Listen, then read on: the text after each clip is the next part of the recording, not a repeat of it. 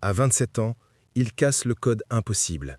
À 41 ans, il se suicide avec une pomme empoisonnée.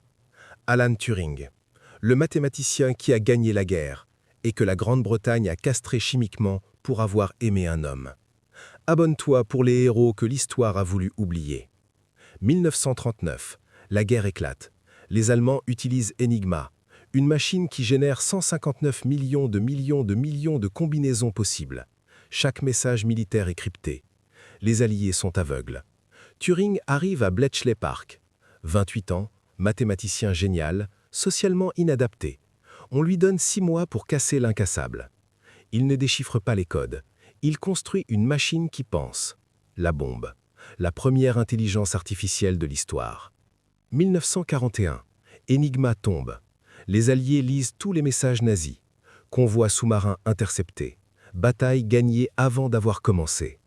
Churchill dit que Turing a raccourci la guerre de 2 ans. 14 millions de vies sauvées. Personne ne peut le savoir. C'est classé secret défense. 1952. Un homme cambriole la maison de Turing. Il porte plainte. La police enquête. Elle découvre qu'il a une relation avec un autre homme. Homosexualité. Illégale en Angleterre. Crime de grossière indécence. L'homme qui a gagné la guerre est arrêté. Procès. 2 choix. Prison ou castration chimique. Turing choisit les injections d'œstrogène pour continuer ses recherches. Son corps change. Il perd sa force, sa concentration, son identité. Le gouvernement révoque son habilitation. L'homme qui connaît les plus grands secrets de la nation est devenu un danger pour avoir aimé. 1954. Turing est retrouvé mort. Une pomme croquée à moitié près de son lit, empoisonnée au cyanure. Sa mère dit que c'était un accident, qu'il manipulait des produits chimiques pour ses expériences. La police conclut au suicide. Mais voici ce qu'on ne dit jamais.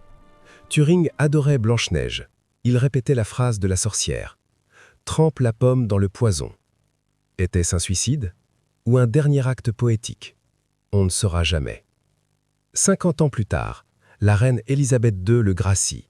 Pardon posthume, pour le crime d'avoir existé. On peut sauver le monde, mais si tu es différent, le monde ne te sauvera pas.